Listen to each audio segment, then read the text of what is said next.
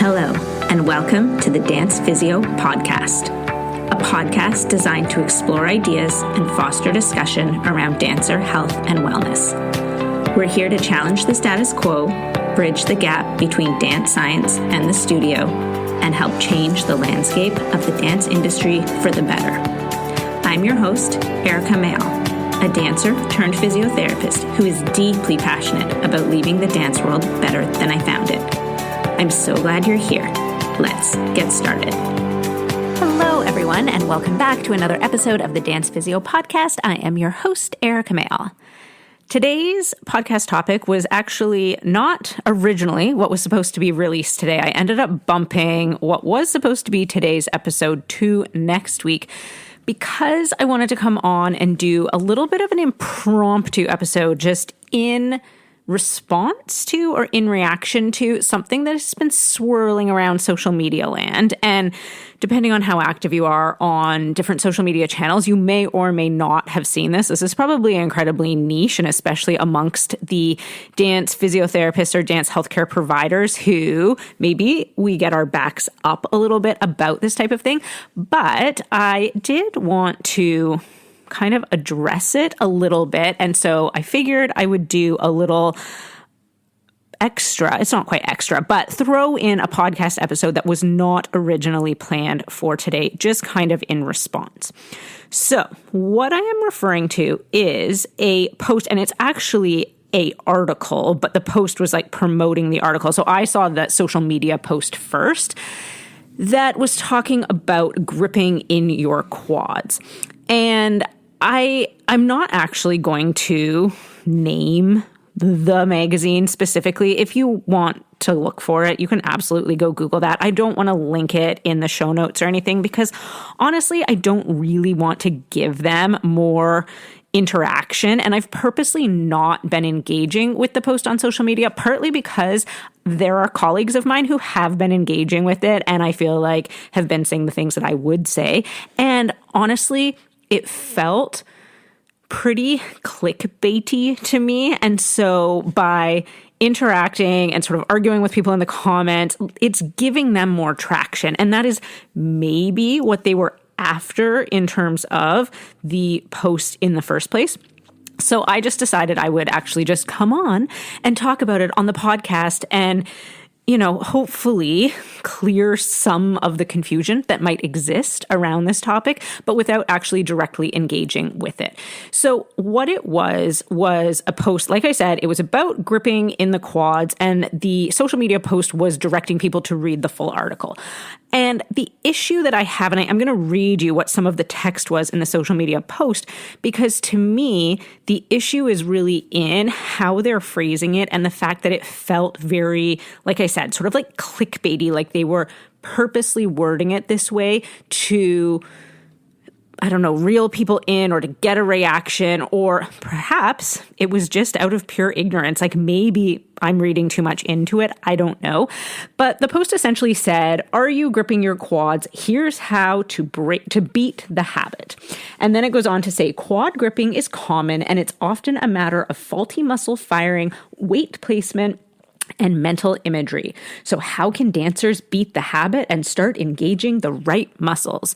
And so there's a few things about this that really stood out. First of all, this debate or idea that quote unquote gripping the quads is bad has been around for so long. Like I remember when I was training, this being something that we were told, and a lot of this, I think, perpetuates this idea that if we so-called grip the quads, that we're going to end up with bulky muscles or quote-unquote overdeveloped quads, or this aesthetic that is maybe the not desired aesthetic within the dance world. And I very distinctly remember being told as a child that gripping the quads, or even, and this was a long time ago, so there was a lot of thoughts that we now know are not true, but we were told things like we shouldn't be running because it was going to give us bulky quads, or gripping our quads when we were dancing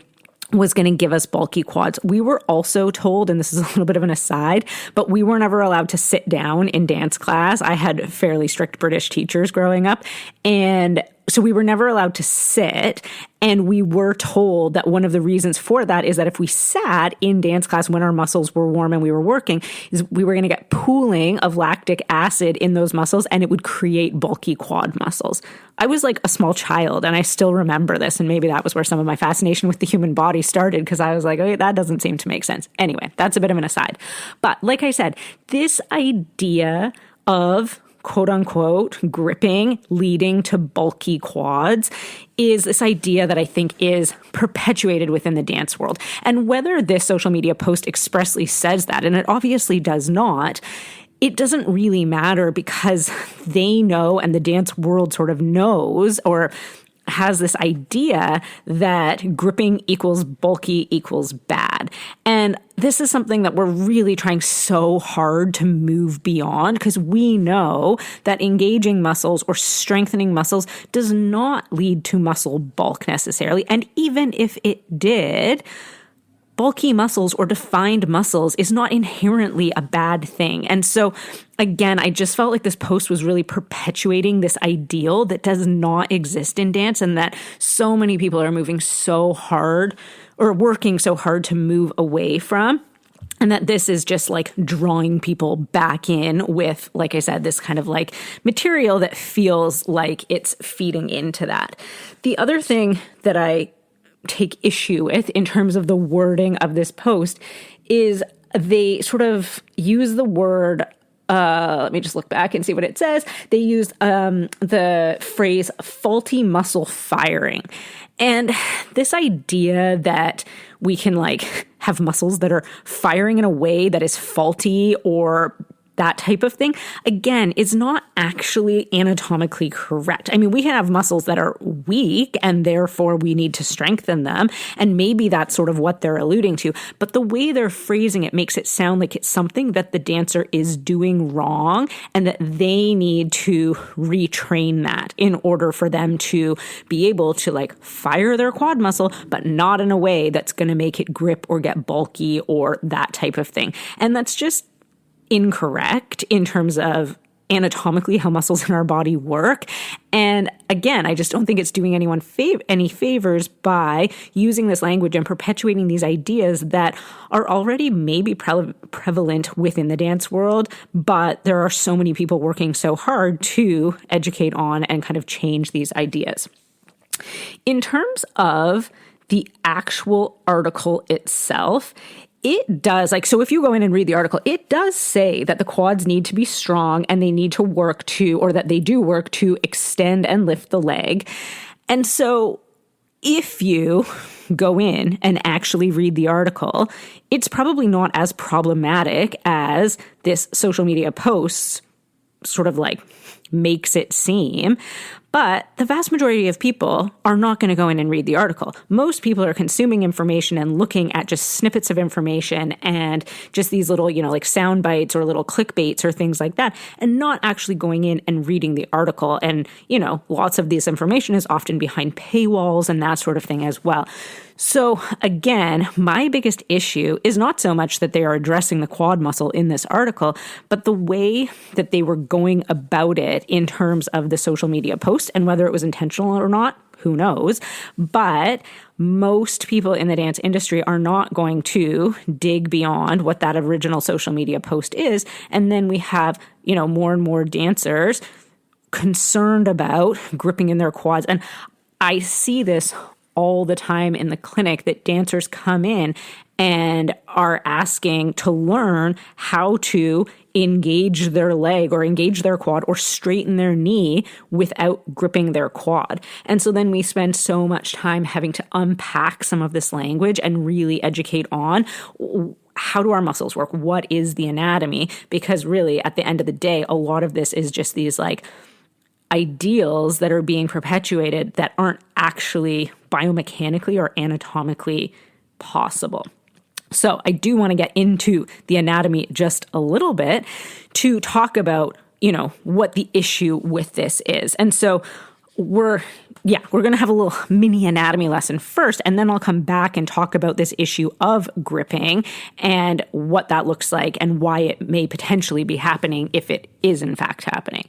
So in terms of anatomy, our quadricep muscle is the muscle on the front of our thigh, and it is made up of 4 different muscles. So it is a group of 4 muscles, which is why it is termed quad. So quadricep, 4 muscles. 3 of those muscles cross only the knee joint. So vastus lateralis, so that's the outside one, vastus medialis, the inside one, vastus intermedius, the one in the middle, basically. Those 3 parts of the quad muscle cross the knee joint. And then we have our rectus femoris, and that is the only part of the quad muscle that crosses both the knee joint and the hip joint. So the primary job of the quadricep muscle is to work on the knee, to have action on the knee joint, because all 4 of those muscles cross the knee joint, and its job is to extend our knee or to straighten our knee. It also helps to stabilize the kneecap because of how the kneecap or the patella inserts into the tendon of the quad muscle. So there's like stabilization features of it as well, but its primary job is to straighten our knee. Its secondary job is to help or assist with hip flexion. And only the rectus femoris is the part of the quad that can do that because it is the only part of the quad muscle that crosses the hip joint. So it assists with hip flexion, but primary job of the quad muscle is to straighten our knee. If we want to straighten our legs or straighten our knees in dance, we need to use and engage our quad muscle. So when I have dancers coming in who are asking, I need to work on like not gripping my quad, or I need to work on not overusing my quad or not gripping to straighten my knee, that is physically not possible. They are our primary knee extensor muscles. We should have strong quads to be able to extend our knee and to have straight lines. And I would say I actually deal with more dancers in the clinic, and this might just be anecdotal to my practice, but I deal with more dancers who struggle to actually get a straight knee or to maintain a straight knee, especially in like extensions or the back leg of a leap or things like that, where it kind of looks like there's a bit of a micro bend in the knee because they don't know how to engage the quad, or like they're maybe fearful. I don't know if that's quite the right word, but they're confused about how to engage the quad because of this language around not being gripping. I see that much, much more commonly than I will ever see or have ever seen issues that are from people, quote unquote, over engaging or gripping in their quad muscle.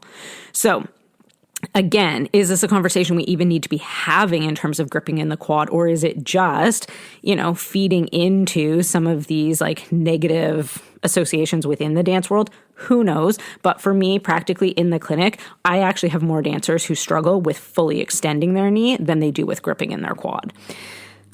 All right, so that's the anatomy of the quadricep muscle itself. Our hip flexor muscles is a group of essentially 5 muscles.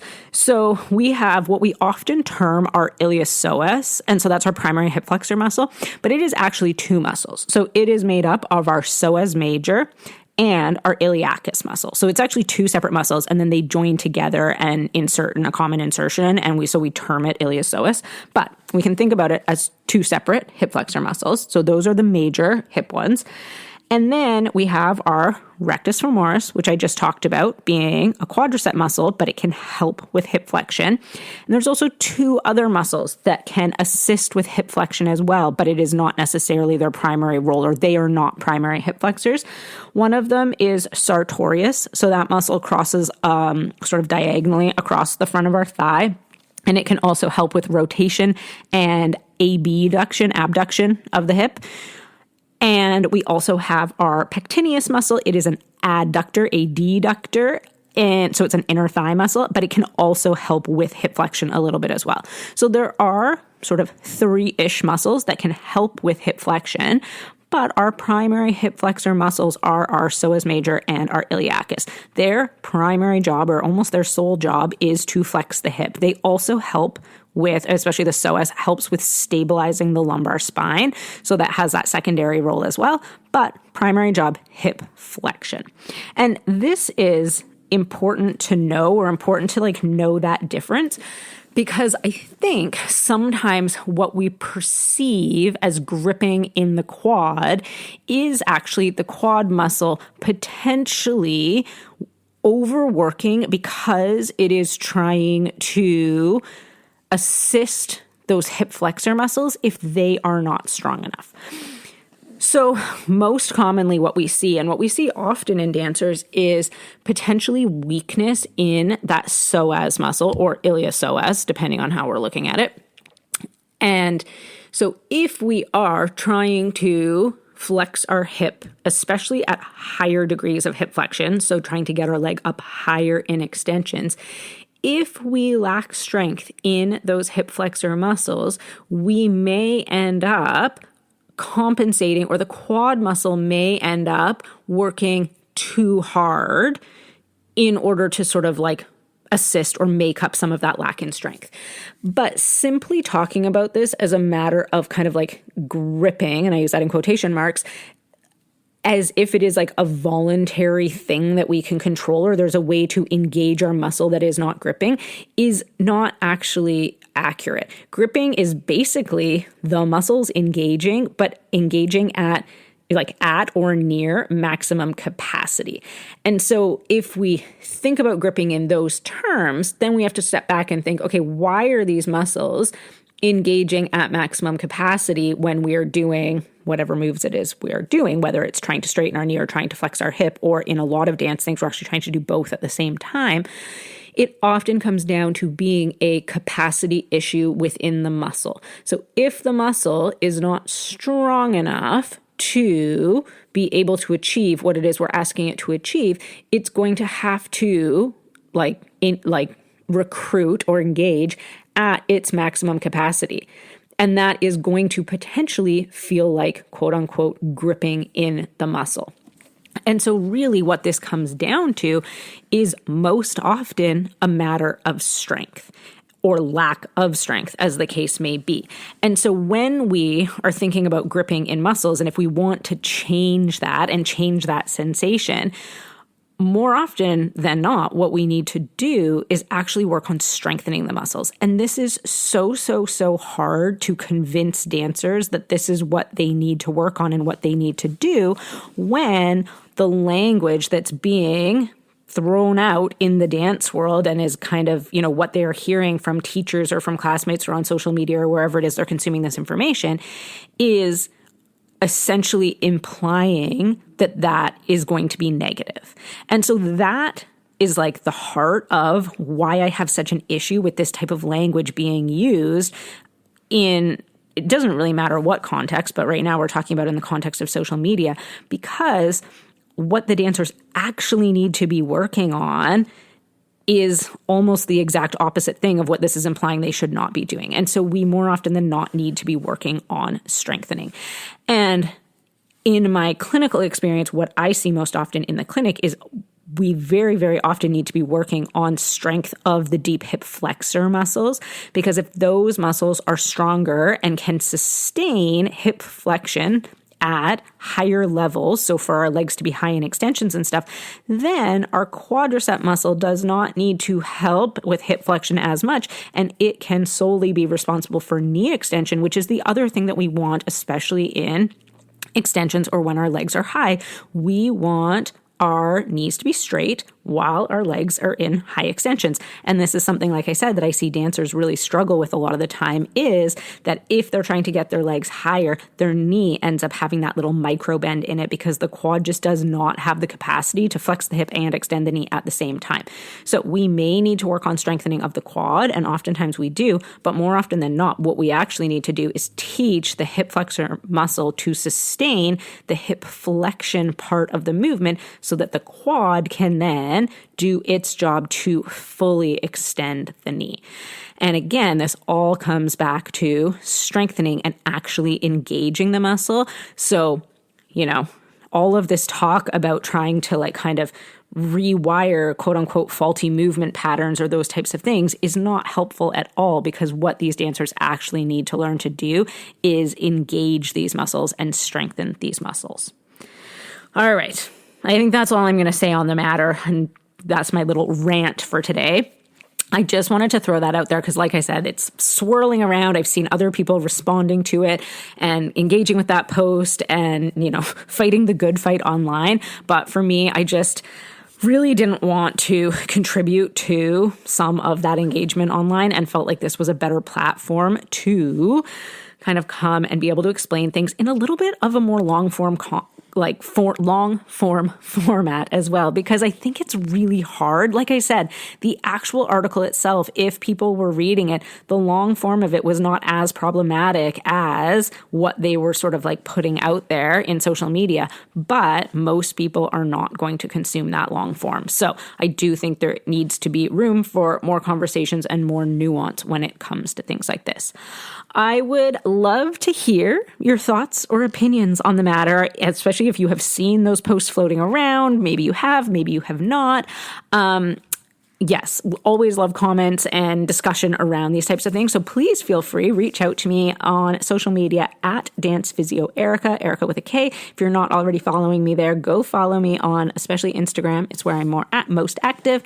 You can also reach out to me by email. My email is in the show notes. I would love to hear your thoughts on this matter in terms of gripping in your quads. Once again, thank you so much for listening, and I hope you have a great rest of your day.